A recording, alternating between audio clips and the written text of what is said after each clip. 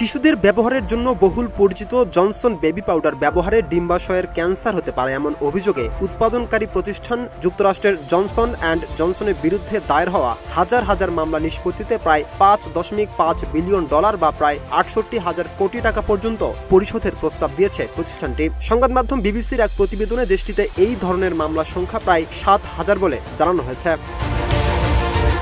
New jersey ভিত্তিক স্বাস্থ্যসেবা প্রতিষ্ঠান জনসন অ্যান্ড জনসনের বিরুদ্ধে দীর্ঘদিন ধরে চলা এই আইনি লড়াইয়ের কেন্দ্রবিন্দুতে রয়েছে ট্যাল্কযুক্ত বেবি পাউডার ও অন্যান্য পণ্য। মামলার বাদীদের অভিযোগ, এসব পণ্য ব্যবহারের ফলে অনেক নারীর ডিম্বাশয়ের ক্যান্সার হয়েছে। তবে শুরু থেকেই অভিযোগ অস্বীকার করে আসছে কোম্পানিটি।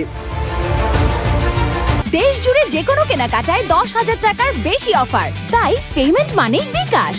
প্রতিষ্ঠানটির দাবি, অভিযোগগুলো ভিত্তিহীন। তবুও দীর্ঘ আইনি প্রক্রিয়ার অবসান ঘটিয়ে ভবিষ্যতের স্বাস্থ্যসেবা উদ্ভাবনের মনোযোগ দিতেই সমঝোতার এই উদ্যোগ নেওয়া হচ্ছে। কোম্পানির পরিকল্পনা অনুযায়ী আগামী বছর প্রায় $3 বিলিয়ন পরিশোধ করা হবে। তবে এই সমঝোতা কার্যকর হবে তখনই যখন ডিম্বাশয়ের ক্যান্সার সংক্রান্ত মামলার অন্তত 95% প্রতিনিধিত্বকারী আইনি প্রতিষ্ঠান প্রস্তাবটি গ্রহণ করবে।